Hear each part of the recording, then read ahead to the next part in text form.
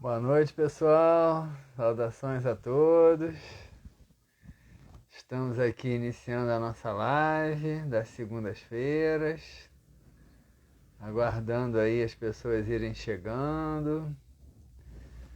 O Instagram está chamando, as pessoas estão chegando. Boa noite a todos, sejam bem-vindos. Espero que vocês estejam me ouvindo bem. Boa noite, Raquel, seja bem-vinda. Aguardando aí o pessoal chegar. Boa noite, Ana. E hoje, espero que vocês estejam me ouvindo bem.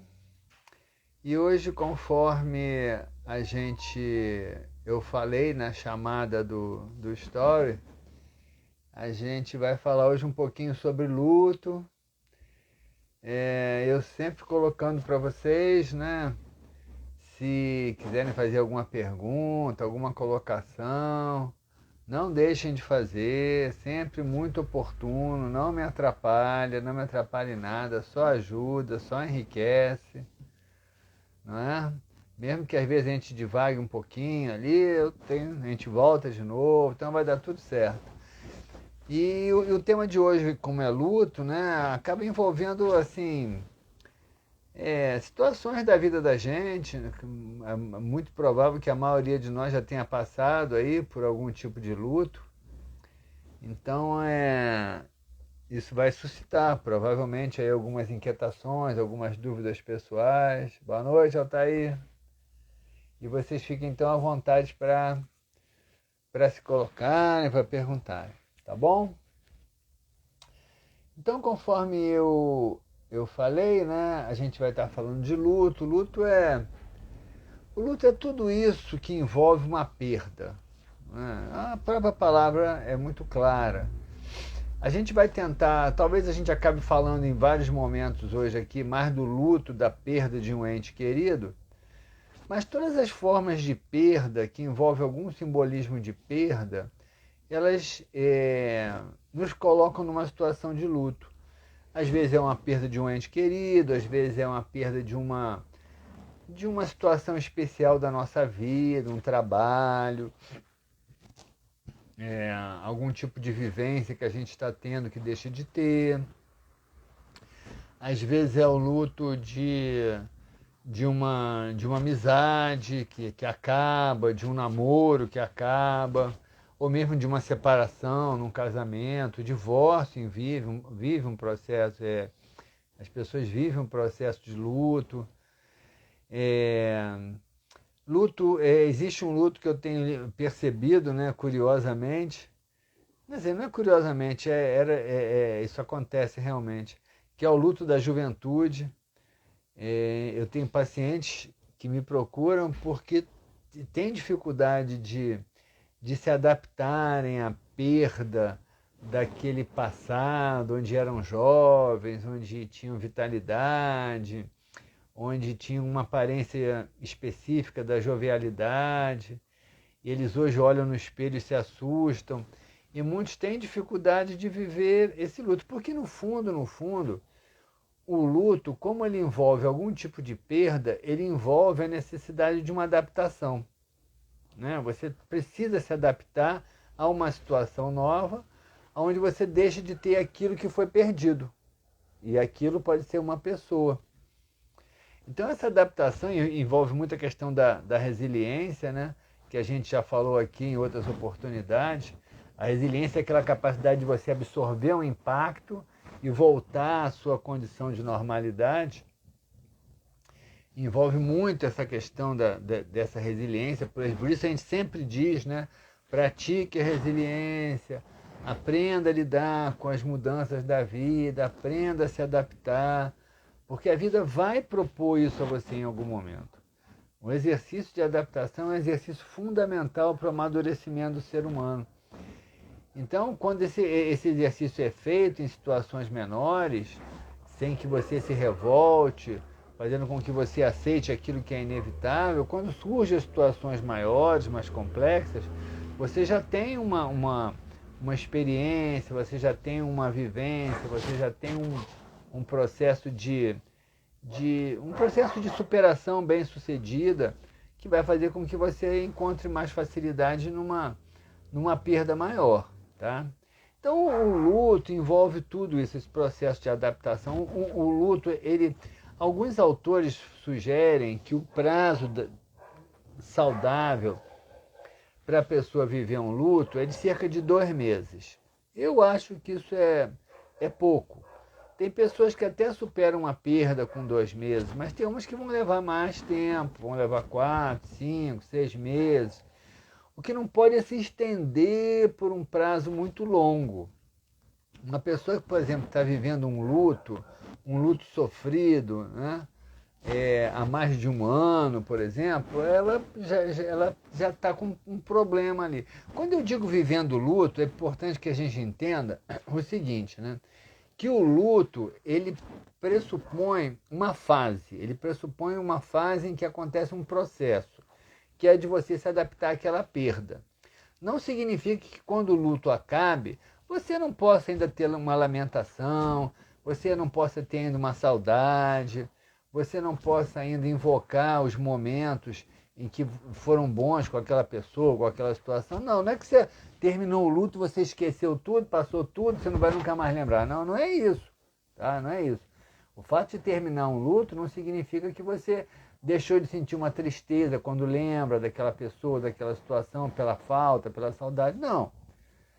O que significa que você terminou o luto é que aquilo deixou de ser algo que te paralisa, algo sofrido, algo que te leva a um quadro melancólico, muitas vezes depressivo, um quadro que enfraquece a sua capacidade de enfrentar a vida. Então, tudo isso é luto.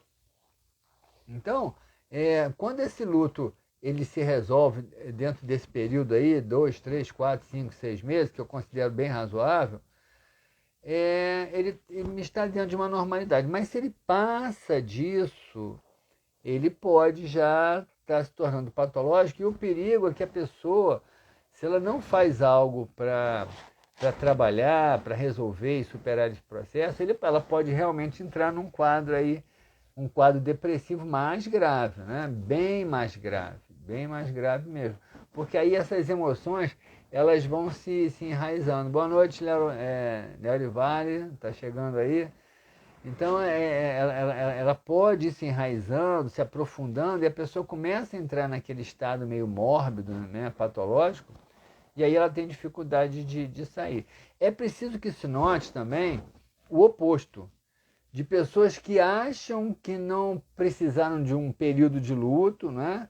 Perdem alguém, perdem uma situação e dizem, não, eu já resolvi isso logo, para mim está tudo bem. Eu já vi pessoas assim, e que muitas vezes 1 ano depois ela deprime. 1 ano depois ela deprime, porque ela não viveu o período do luto que era necessário. É muito importante que a gente viva o período de luto que é necessário para qualquer tipo de perda na nossa vida. Inclusive para a perda da juventude que eu falei. Né? Quando você começa a ter consciência de que está envelhecendo, é importante você parar e viver a percepção desse fato. Você tomar consciência desse fato. Isso o luto da juventude. De que existe um tempo que ficou para trás e que não vai voltar. Existe uma vitalidade, existe uma aparência que ficaram para trás e que não vai voltar. Então você precisa consignar aquilo ali para que você possa se adaptar e seguir à frente com aquilo que você tem. E não ficar na ilusão, como muitas pessoas ficam, de manter uma jovialidade eterna. Nada contra você se cuidar, não estou dizendo isso, tá? Mas tem pessoas que realmente não só se cuidam, mas continuam vivendo como se fossem aquele jovem de 18, 20 anos, aquela jovem de 18 a 20 anos. E não percebem que muitas vezes vão se tornando inadequados ao próprio tempo da sua vida. O que acaba causando mais cedo ou mais tarde algum nível de sofrimento, porque gera uma falta de adequação social mesmo. Né? Então, o luto precisa ser vivido. O luto, o luto pela perda de alguma coisa, ele está sempre ligado à questão do apego. Eu acho que a gente já fez uma live aqui há um tempo atrás falando sobre a questão do apego. Não foi? Acho que já foi, não é? Então, exercitar o desapego é fundamental na vida. Por isso que existem as perdas. As perdas são inevitáveis. Eu já falei sobre a morte aqui também. A morte é inevitável. A morte ela é uma experiência de muito ensinamento. É uma experiência que traz muita maturidade para o ser humano. Porque você vivencia o desapego, você vivencia aquela sensação de que você se completa com o outro, de que você se realiza com o outro, que na verdade são fases temporárias da sua vida. Você pode estar com o outro, mas não se realizar no outro, porque essa autorrealização ela tem que ser própria, ela tem que ser sua. Então, a perda de alguma situação, a perda de um ente, de um amor na sua vida, ela vai estar te propondo isso. Olha para o seu próprio caminho, porque esse seu caminho ele é único, ele é só seu. Aliás, já disse isso aqui também, é uma coisa que eu acho que é meio doída de dizer, mas que é uma realidade que precisa ser aceita. Nós somos seres solitários na nossa própria história. Nós somos. O que não quer dizer que nós precisemos ter uma solidão doída. Não é isso. Não é ter uma solidão doída, não é ter uma solidão que faz você sofrer. Mas é perceber que você é solitário. Você vai estar com as pessoas, mas o seu próprio caminho de evolução pessoal, ele é único, ele é só seu, ele é pessoal. Ninguém vai aprender por você, ninguém vai evoluir por você, ninguém vai superar as suas dores por você. As pessoas podem até estar juntos, mas o trabalho é interno, é seu. Ninguém vai viver o seu luto. Então, no processo de luto, sempre tem um exercício de trabalho para o desapego. E aí entra uma questão que é fundamental você ter um sistema de crenças que te ajude a atribuir significado àquela perda. Que você possa elaborar ali um pensamento, uma racionalização, baseado nas crenças que você adota, que você abraça, que aí é uma coisa pessoal de cada um, mas que possa te ajudar a construir ali uma percepção que vá além da sua própria dor por ter perdido aquilo ou aquela pessoa. Então, quando você tem um sistema de crenças, que geralmente está ligado a alguma filosofia de vida, que geralmente está ligado a alguma religiosidade, aquilo vai te ajudar muito. Porque aquilo vai te ajudar a colocar aquela perda dentro de um contexto de uma crença que você mesmo tenha. Então, isso sempre ajuda. Eu acho que não ajuda só nisso, mas ajuda em diversas outras questões da nossa vida. Tenho falado isso aqui também. É importante que você construa uma percepção de si próprio, uma percepção daquilo que você acredita, uma percepção de como que você concebe o universo, de como que você concebe as leis da vida, de como que você concebe o nosso próprio destino, a ordem natural das coisas. É importante você estudar sobre isso. É interessante que a gente estuda matemática, português na escola, não é? Mas história, geografia, tudo isso é importante, tudo isso ajuda.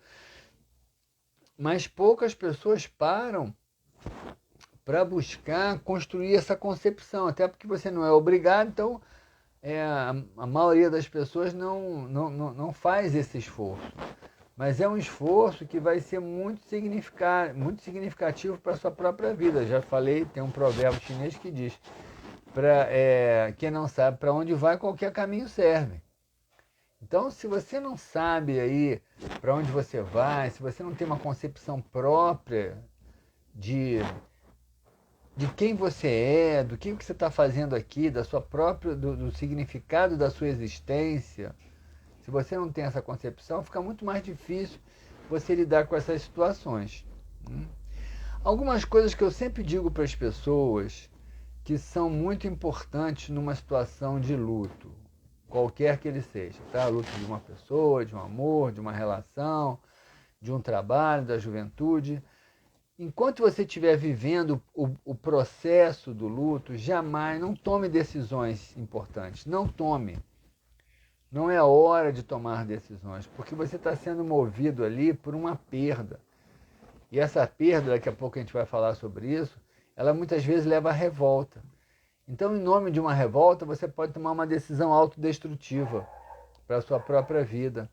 Então, enquanto você não resolver o seu luto, não tome decisões importantes para a sua vida, porque você pode se arrepender, tá? Espera, deixa passar, deixa você estar se sentindo melhor e aí você decide o que precisa ser decidido. E se tiver que decidir, não tem jeito, tem que decidir, conversa com alguém que possa te ajudar, alguém que possa pensar junto com você, que possa te fazer perceber detalhes que você não está percebendo. Porque quando você está vivendo o luto, você está muito preso na sua própria dor. Você está muito preso ali na importância daquele fato. Então você pode não estar percebendo outras questões ao seu redor. Uma outra coisa que eu sempre digo, né, muitas pessoas elas usam um processo para aliviar essa sensação de perda, que é a identificação com o objeto perdido. Isso, quando eu digo objeto, aí eu digo no sentido psicanalítico do termo, pode ser a pessoa. Então, tem pessoas que perdem alguém e depois começam a repetir características daquela pessoa na sua própria vida. É um chavão, né, de alguma frase que aquela pessoa falava, é um tom de voz, é uma preferência, é fazer sozinho o que fazia com aquela pessoa. Isso são maneiras de tentar ludibriar o luto. É como se você quisesse trazer aquela pessoa à vida de volta, repetindo coisas que ela fazia. Isso não dá certo, tá? Isso só posterga o luto. Isso traz uma sensação de alívio imediato, mas que prolonga a dificuldade de aceitar a perda. Prolonga. Então, cuidado com isso, cuidado com essas identificações, não é? Tudo bem que você vai ter uma foto, 2 fotos da pessoa, você pode guardar um objeto que tenha sido importante para aquela pessoa, tudo bem, nada contra isso, né? Guardar uma coisa ou outra que tenha significado, o problema é transformar aquilo num ato ritualístico, entendeu? Num ato que você exercita só para aliviar a sua própria dor. Aí você está tentando se enganar e sem sucesso. Sem sucesso, porque a perda está feita. A perda aconteceu. Então preste atenção nisso, né? Cuidado também com os arrependimentos, né? As coisas que não foram feitas não vão ser mais feitas. Aliás, para quem não está vivendo luto, preste atenção e faça o que tem que fazer enquanto está a caminho. Tem uma passagem de Jesus que Jesus fala, né? Perdoa o teu inimigo enquanto estás a caminho, para que não aconteça que ele te jogue na prisão e aí ficará lá até pagar o último ceitil. É uma frase muito interessante, lições fantásticas, né, que Jesus deixou. Resolva com as pessoas enquanto você está a caminho com elas. Resolva. Porque depois que elas partem, não adianta se arrepender, não adianta. Se já partiu, não adianta. Se você só vai estar dando alimento, dando combustível para a sua dor, para o seu sofrimento. Ficar remoendo arrependimento. Aliás, tem uma pesquisa que foi feita, eu já nem me lembro mais, que eu já falei tantas vezes dessa pesquisa, não me lembro se foi no Chile, na Universidade do Chile ou na Universidade da Venezuela, uma pesquisa antiga, que foi feita com casais que viviam situações de luto, né, pela perda de um ente querido. E eu já vou ler aqui, Neurovale. E eles dividiram em 2 grupos, dos casais que tinham um relacionamento bom e dos casais que tinham relacionamentos ruins. E assim, a gente provavelmente esperaria, né, que os casais que tinham um relacionamento bom sofreram mais com a perda do que os casais que tinham um relacionamento ruim, porque a princípio poderia ser até uma libertação. Mas a pesquisa deu o oposto. Deu que os casais que resolviam o problema, que os casais que tinham relacionamentos bons, né, prazerosos, eles superavam a perda melhor, porque eles não tinham arrependimentos, do que os casais que superavam, que tinham relacionamentos ruins, que levavam muito mais tempo para superar a perda, porque tinham arrependimentos. Ficaram situações mal resolvidas e que não poderiam mais ter como ser resolvidas. E isso prolongava o tempo de luto, porque a pessoa ficava ali se lamentando não só pela perda, mas se lamentando pelo que possivelmente fez ou deixou de fazer. Deixa eu ver aqui, Nero Vale. Quando o luto passa a ser do mesmo, já falei. É isso mesmo, né? Não sei se você estava aqui na hora. Não estava, né? Então, muitos autores, eles colocam que um tempo saudável do luto é até uns 2 meses. Eu, particularmente, acho pouco. Acho 2 meses é pouco tempo. Eu, assim, é tudo muito pessoal e subjetivo, tá? Depende de cada um. Mas eu acho que até uns 6 meses de luto é razoável. É razoável. Mas quando passa disso, a gente já pode considerar que a pessoa está entrando num quadro patológico, tá bom? E aquilo que eu falei, né? Vou repetir até de novo. Chegou mais gente. O fato do luto ter passado não significa que você esqueceu a pessoa, que você esqueceu, que deixou de gostar, que deixou de amar, que deixou de ter saudade, não. Significa que você aceitou que você tem uma perda, que ficou um vazio ali dentro de você, de uma coisa que foi embora que não vai voltar. Então, quando você aceita, a gente vai falar isso já das fases do luto, significa que você superou o luto. É claro que você pode, mesmo depois do luto, voltar a chorar por aquela perda, pode. Mas você não vai chorar mais todo dia, você não vai chorar toda semana. Vai ter um dia lá que você vai lembrar e vai sentir uma emoção de tristeza. Normal, isso já não é mais luto. Tá? Tá bom? Então, quais são os estágios do luto? Né? Então, bom, eu estava terminando ali, falar das pessoas que têm conflitos mal resolvidos, como que isso prolonga o luto. Quais são os estágios do luto? Tem uma psiquiatra, eu até já citei ela aqui em outras situações, a Elisabeth Kubler-Ross, é uma psiquiatra americana. Ela fez muitos trabalhos com experiências de quase morte, ela é uma estudiosa disso. Elisabeth Kubler-Ross. Ela trabalhou muito, fez pesquisas com a questão de quase morte. Mas ela escreveu um livro também sobre o luto. E nesse livro, ela colocou ali 5 etapas a serem vividas, 5 estágios a serem vividos no luto. E esses estágios são aceitos até hoje. Esse livro é de 1970, mais ou menos, por aí. Mas essa classificação que ela coloca ainda é aceita até hoje. Então, a primeira etapa seria a negação. É o espanto, né? Algumas pessoas entram até num períodozinho ali, que pode durar ali algumas horas ou alguns dias, de choque.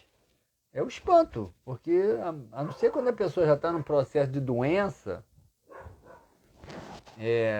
e aí talvez até o luto já estivesse sendo vivido, mesmo com a pessoa viva, no caso aí, mas quando a pessoa está num processo de doença, ou mesmo quando ela morre de uma maneira inesperada, existe um espanto. Então, até você aceitar aquele fato extremo que aconteceu na sua vida, existe uma tendência de negação. Essa tendência de negação pode ser através de alguns subterfúgios, conforme eu falei, que é, por exemplo, como a identificação. É você ficar repetindo trejeitos, você ficar repetindo frases feitas que a pessoa que partiu usava. Isso acontece também, por exemplo, em divórcios, separações de namoro. A pessoa fica repetindo hábitos ou jeitos ou situações que a pessoa que partiu vivia como uma forma de mantê-la viva.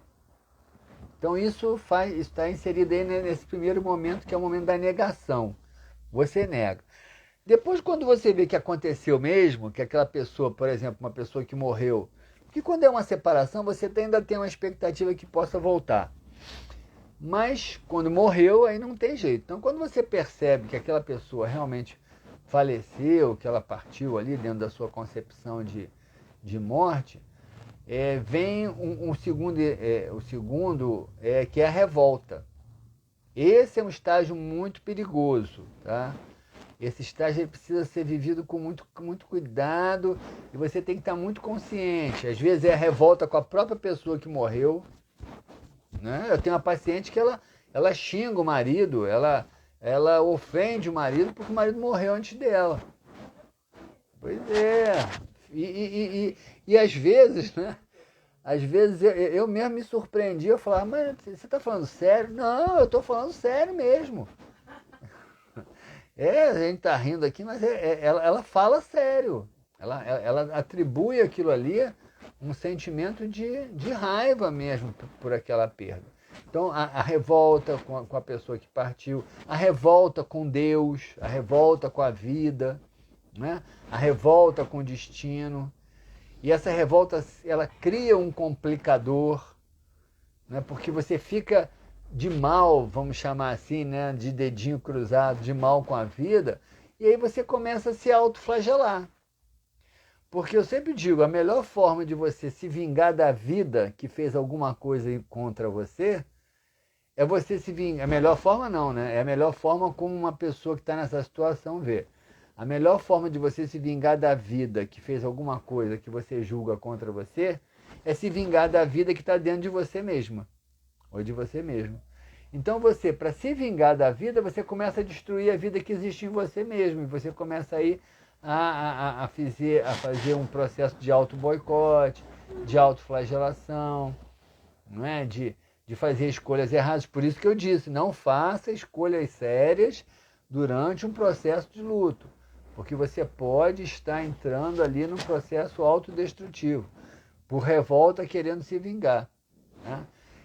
Às vezes a pessoa entra num processo de revolta porque ela tinha planos a serem realizados, por exemplo, num trabalho que ela perdeu, planos a serem realizados com a pessoa que morreu, que partiu, planos a serem realizados com o marido ou com a esposa que se separou. E aí você se dá conta que você não só perdeu aquela pessoa, aquela situação, como você perdeu os planos que você tinha de ser feliz no futuro próximo. Então, cuidado com isso, porque o que está perdido, está perdido.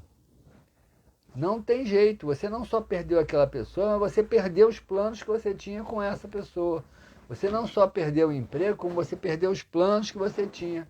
Você não só perdeu a juventude, que ficou para trás no tempo, como perdeu os planos que você fez na sua juventude e você não deu conta até agora, porque alguns deles só dava para fazer enquanto jovem, depois não vai dar mais. Então não tem jeito. E a pior coisa que você pode fazer é a revolta. Cuidado com a revolta.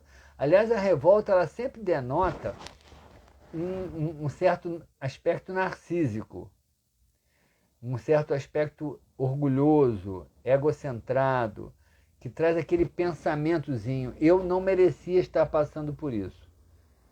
Essa é a frase da pessoa que está vivendo um revés qualquer, uma perda qualquer, e que começa a demonstrar características narcísicas da própria personalidade, que são características de orgulho, de um ego autocentrado de uma maneira exagerada.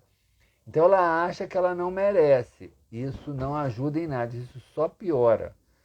Porque se você passou por aquilo, não tem a questão de merecer ou não merecer. Você nasceu nesse mundo, você vai perder coisas.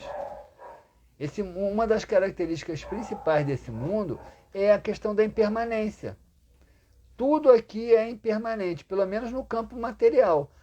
Talvez a gente pensar no campo psicológico, no campo psíquico, no campo emocional, pode ter coisas que têm uma permanência? Até pode, não vou entrar nesse mérito, porque aí já vai mais além, não dá para a gente ter certeza. Mas no campo dos contextos materiais, tudo é impermanente. Então tudo vai se perder. Então a vida não está indo contra você, a vida não tem nada contra você. A vida não está te prejudicando, não está se vingando de você, a vida não gosta mais dos outros do que de você, todos passam por isso. Então, cuidado com esse pensamento, com essa revolta gerada por essas questões que você vai perder e que não vai ter e não vai ter mesmo e acabou. Não tem jeito. A vida é simples e objetiva. E na verdade, conforme eu estava dizendo, lidar com o luto é um dos grandes exercícios da vida. Peraí, está aqui. A Doris está perguntando se são vários os lutos, né? Já falei, né, Doris? Vários os lutos. Né? Luto de morte, de perda, luto da juventude, que eu estou falando também aqui. Tem pacientes que me procuram porque estão vivendo o luto da juventude, né? E precisa ser vivido também, tá? Então a primeira fase é a negação, a segunda fase é a revolta, e aí depois quando a revolta começa a passar, que você vai vendo que não tem jeito, ou então você sucumbiu a um quadro depressivo profundo, né? Essa é a fase em que a depressão pode realmente se instalar de uma maneira definitiva ali, patológica, como doença mesmo, é a fase da revolta. É a fase mais perigosa, porque a revolta é altamente danosa à nossa saúde mental, ela é altamente danosa, já expliquei, né? E aí depois vem a fase da negociação. A fase da negociação é a fase em que você começa a pensar, bom, se eu perdi isso, eu vou poder compensar desse jeito. Não, mas se eu perdi isso, se eu perdi essa pessoa, ela deve estar no mundo espiritual esperando por mim. Se você tem essa crença, não, se eu perdi essa pessoa, ela está lá no paraíso, quando eu morrer eu vou para o paraíso também com ela. Enfim, dependendo da sua crença. Então você começa a racionalizar, a negociar. Né? Ah, meu Deus, me ajuda. Aí você começa a rezar pedindo ajuda. Então você começa ali a viver um processo de elaboração. Isso diminui a sua dor? Não, de forma nenhuma. Mas isso vai levar você à quarta fase, que é a fase do sofrimento mesmo, do sofrimento real. Porque esse sofrimento que você viveu na negação, na revolta, são sofrimentos que não são... Você não aceitou aquele sofrimento ainda. Não são sofrimentos que você acolheu como um momento seu. Então você não tem como superar aquilo, você não tem como lidar com aquilo, enquanto você não reconhece que aquela dor é natural, que aquela dor é humana, que aquela dor faz parte da vida quando você perde alguma coisa que é muito significativo para você. Então quando você passa ali a fase da negação, a fase da revolta, você começa a negociar, aí vem a quarta fase, que é a fase do sofrimento verdadeiro. Você vai sofrer porque você perdeu, vai sofrer de uma maneira natural. Eu estou sofrendo, eu estou chorando, eu estou triste, eu estou melancólico, mas sem aquela questão de procurar subterfúgios, sem aquela questão de ficar pensando, e se eu tivesse feito isso, e se eu tivesse feito aquilo, e se lá atrás eu tivesse falado diferente, e puxa vida, por que eu fiz assim daquela vez? Aí já nessa fase da dor verdadeira, isso já passou. Você vai só aceitar que você tem uma dor para ser vivida. E essa fase é uma fase de muito crescimento. Essa fase é uma fase de amadurecimento, né? Porque a dor, ela expande a nossa consciência. A dor, ela traz para você a sensação do quanto nós somos frágeis, né?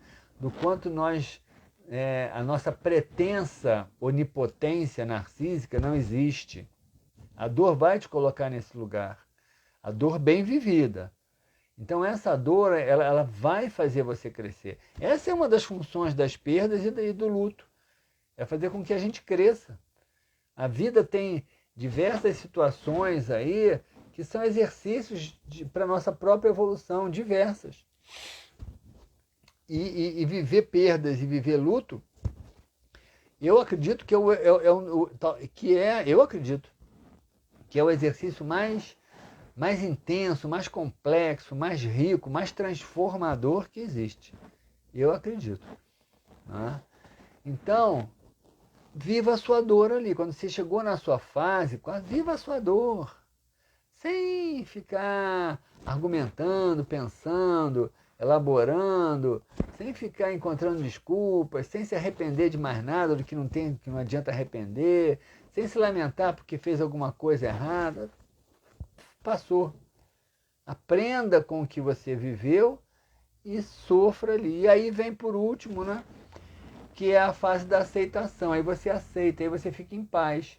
Significa que você vai deixar de sofrer? Não. Aquilo que eu falei. Quando você termina o processo do luto na fase de aceitação, você pode ainda continuar esse sofrimento. Mas esse sofrimento ele não vai ser mais tão dominante, ele não vai ser mais tão profundo, ele não vai ser mais tão permanente, tão cotidiano. É uma saudade, né? Que vai ficando. Eu me lembro que aquele padre, não sei se era o Marcelo Rossi, né? Como é que é?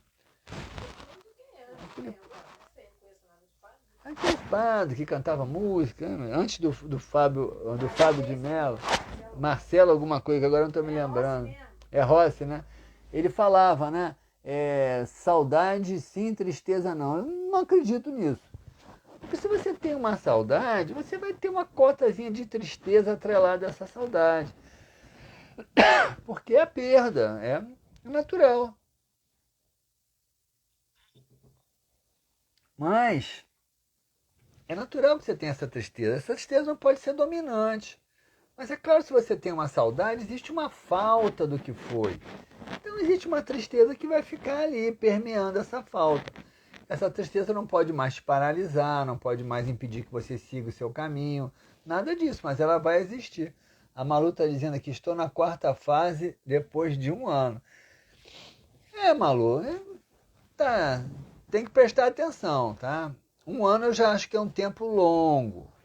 Mas você observa, vê como é que você está elaborando isso, vê como é que você está lidando, tá?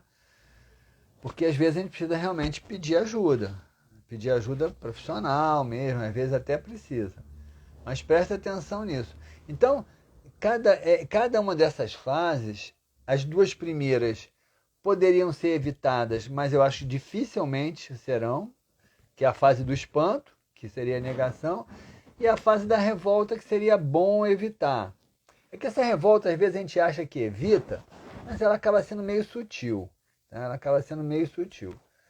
E as 3 fases que vêm depois, que é a negociação, que é a tristeza natural e a aceitação, essas são inevitáveis, essas têm que ser vividas. Tá bom? A Malu está dizendo que ela está na 4ª fase, que é essa fase dessa dor que a gente começa a aceitar.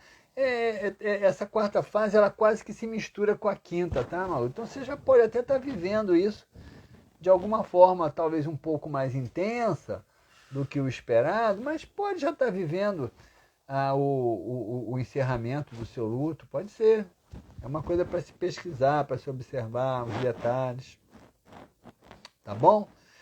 O que a gente pode fazer para ajudar no luto? Qualquer luto que seja, né? De uma perda de um ente querido, de uma perda de um amor, de um divórcio, da perda de uma situação de vida, de um trabalho, de uma estabilidade financeira, da perda da juventude, enfim, da perda de uma amizade. O que a gente pode fazer, tá?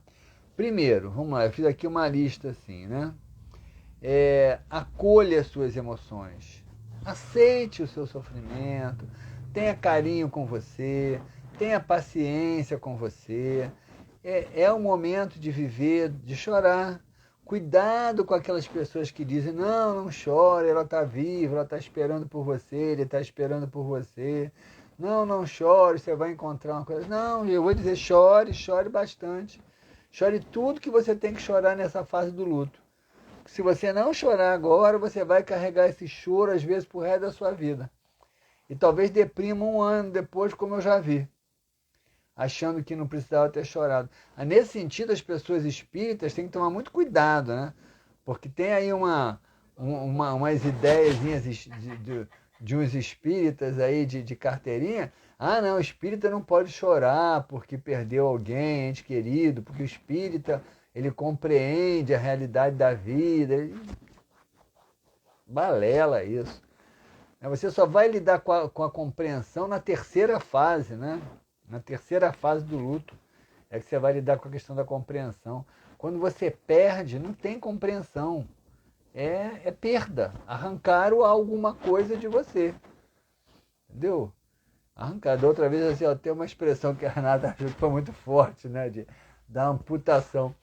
Mas arrancaram alguma coisa de você. Então tem que sofrer mesmo, tem que chorar. É isso aí. Faz parte da vida. Então, cuidado com essas pessoas que tentam minimizar a sua dor. Ah, por que você está chorando toda hora? Está chorando toda hora porque perdi uma coisa importante da minha vida. Tem que chorar mesmo. Tá? Então, tem tempo, claro, né? Volto a dizer, tem tempo para esse choro, tem tempo para esse luto, mas acolha a sua emoção, tenha paciência com você. Não se julgue pior do que as pessoas. Não se julgue pior do que aqueles que pretensamente viveram lá um luto sem dor, sem sofrimento, que sabe lá se superaram mesmo ou não, sabe lá, ninguém sabe direito. Então, não se preocupe com o que os outros vão dizer, com os outros vão pensar, da forma como os outros superaram o luto dele, viva o seu. Então, acolha a sua dor. Segunda coisa, fortaleça contato com pessoas que sejam significativas para você. Pessoas que possam ser úteis, bacanas, possam te prestar o ouvido para você falar. É bom falar do que você está sentindo, é bom falar da sua perda. Se você está fazendo um processo de terapia, fale com o seu terapeuta. Mas é bom ter amigos, né, com quem você possa falar, com quem você possa se abrir, com quem você possa compartilhar a sua própria dor, o seu próprio sofrimento. Claro que não é com qualquer um.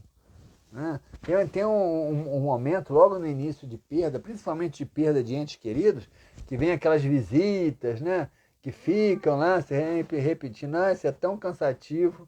Gente, não vão visitar ninguém que perdeu um ente querido assim, sem vocês terem certeza que vocês vão ser importantes para aquela pessoa. Porque se você não tem certeza, é melhor não ir. Porque a pessoa está precisando ficar meio que em si mesmada. Não é? Se ofereça, olha, quer que eu vá aí? Precisa que eu queira ir? Está com vontade de bater um papo? Pergunta. Agora tem gente que vai visitar, a pessoa não está afim, a pessoa quer às vezes se encostar num canto e chorar. É o momento dela, ela precisa viver isso. Agora, quem está vivendo o luto, procure algumas pessoas que sejam importantes para você, que sejam significativas para você. E abre seu coração, fale. Quando você fala, você está botando emoção para fora. Você está dando, eu sempre digo, né, as palavras dão concretude às emoções. Elas se tornam mais palpáveis, então se tornam mais fáceis de serem de serem moldadas. Então, fale, procure essas pessoas. Procure novas rotinas. Não continue fazendo as mesmas coisas que faziam com aquela situação que você perdeu, com aquela pessoa que você perdeu. Procure novas rotinas, procure novas práticas, porque aquilo só vai se lembrar. Às vezes, isso acontece muito na terapia. Pacientes que não têm essa experiência, que às vezes vivem um divórcio, por exemplo, e dizem, mas eu vou continuar sendo amigo dele, eu vou continuar sendo amigo dela, mas continua amando, né? Eu digo aquele que está sofrendo. Eu vou continuar. Ou que, por exemplo, trabalhavam juntos. Não, a gente vai se divorciar, mas vai continuar trabalhando junto. Não vai dar certo. O sofrimento não vai passar, gente. É como você passar um pirulito ali, um sorvete na frente de uma criança e dizer, você não vai comer, você não vai comer. É a mesma coisa, é tortura. Então não se provoque com isso. Procure rotinas novas, procure estar em situações que não te lembrem tanto. Não transforme isso num ato masoquista, de autoflagelação. Não transforme nisso. Procure estar com outras pessoas. Procure, se for um caso, por exemplo, de uma separação, de um amor, de um grande amor, que você está sofrendo por aquela separação, corta ele do seu Facebook, corta ela do seu Instagram, corta ela do seu WhatsApp, corta. Porque, não, ele vai me ligar para saber como é que eu tô. Quando ele te ligar, você vai piorar. No dia seguinte, você vai estar pior do que antes dele ter ligado. Ou dela ter ligado. Então, não faça isso, gente. Não se iludam com isso. Vê-lo ou vê-la alivia a minha dor. Alivia na hora. É que nem bebida, é que nem qualquer vício. Alivia na hora, mas no dia seguinte você vai estar pior do que antes. Não dá certo. Terminou, não tem jeito, não tem volta, rompe. Rompe. Não é ficar com raiva, não é ficar brigado, não é desejar mal. Não é isso que eu estou falando, tá? É evitar se expor a uma situação que provoca um desejo em você que não pode mais ser realizado. Isso é tortura, tá bom? Busque ajuda espiritual. Ajuda espiritual é bom. Quando eu digo ajuda espiritual, é de uma religiosidade que vai ajudar você a traçar novas concepções de vida, novos entendimentos, né? A pessoa que morreu, o que você acredita que essa pessoa tem no pós-morte dela? Então, quando você entra naquela fase da negociação, ter uma concepção, no caso aí de um luto de pessoa que morreu, ter uma concepção de pós-morte ajuda muito. Ajuda, porque se você acredita em alguma coisa no pós-morte, você projeta aí alguma perspectiva de continuação de vida daquela pessoa, alguma perspectiva até às vezes de reencontro num pós-morte seu também, enfim. Vai depender do sistema de crenças que você tem. Mas essa ajuda espiritual ajuda. Cuidado para não ficar... É uma outra coisa que às vezes eu vejo, né? Pessoas que são espíritas, espiritualistas, e que ficam atrás de mensagem mediúnica da pessoa que partiu. Isso aí para mim também não ajuda nada. É que nem você ficar querendo ver o marido ou a esposa que você ama muito, mas que quis se divorciar de você. É a mesma coisa.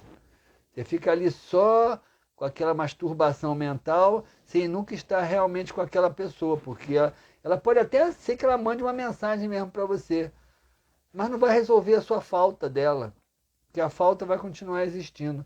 E você nunca vai ter certeza. Estou cansado de ver isso. Cansado assim, no bom sentido, né? Escuto muito isso. Pessoas que procuram uma comunicação mediúnica de um ente querido que partiu e que recebe, às vezes, uma comunicação e ficam na dúvida, será que é mesmo? Sei lá. Como é que eu vou saber? Também não sei. Não tem como saber se é mesmo ou não. Não tem como saber se o médium se fantasiou. O Chico Xavier dava até o número do CPF da pessoa que morreu. Aí você não tem como ter dúvida, não é? Mas uma pessoa que diz, estou aqui, estou bem, estou com saudade de você, foram ótimos os anos que a gente viveu, fique em paz, continue sua vida. Será que essa mensagem é da pessoa mesmo? Sei lá, não tem como saber. Não tem como saber, gente. É melhor nem tentar, não vai ajudar em nada. Você não vai ter aquela pessoa de novo. Então relaxa e segue o seu caminho. E se continuar sofrendo, depois de muito tempo, procura uma ajuda profissional, procura uma terapia. Às vezes, né? Se a depressão realmente se instala de uma maneira mais profunda, pode ser até que tenha que tomar remédio. Tem pessoas que deprimem, né? Eu tenho um paciente que até pouco tempo atrás ele perdeu uma situação profissional muito séria, viveu um luto muito sério e a terapia sozinha não estava resolvendo. E eu falei para ele procurar o psiquiatra. Ele procurou o psiquiatra, tomou remédio uns 3 meses e agora já está até desmamando, está parando já o remédio, já está bem. Mas o remédio naquela hora ali, no caso dele, foi importante. Mas só faça isso com ajuda profissional, tá? Com um médico. Médico, vai tomar qualquer coisa aí, porque o remédio, ele vai aliviar um sintoma, já falamos sobre isso em outras situações. O remédio vai aliviar um sintoma que pode estar sendo insuportável, mas ele não resolve o trabalho de luto que você tem que fazer dentro de você. Isso ele não resolve. Esse é um trabalho que você precisa fazer, né? Negociando, elaborando, refletindo, acolhendo a sua tristeza, aceitando a sua dor, para finalmente aceitar a perda como um processo. Tá bom? Então pensem nisso. Se vocês tiverem pessoas aí que vocês conheçam que estão vivendo processo de luto, compartilhe aí a nossa live, ela vai ficar lá no Instagram e ao longo da semana eu vou projetar, eu vou publicar ela lá no YouTube também. Lá no final da semana eu publico ela lá no meu canal do YouTube também. Porque assim, tem muita gente sofrendo e às vezes uma orientação, um passo a passo, né? De como você lidar com aquilo, de como você viver aquilo, pode ajudar bastante, né? E a gente vê que nessas horas sempre tem aquelas pessoas leigas, né, de boa vontade, mas leigas, que tentam ajudar, mas às vezes não ajudam muito, às vezes até pioram a situação. Então, cuidado. Isso aí, essas lives para mim acabam se tornando aí documentos que ficam lá guardados, né, arquivados, para pessoas que possam precisar, e aí elas têm aí um recurso para estarem pensando sobre tudo isso, tá bom?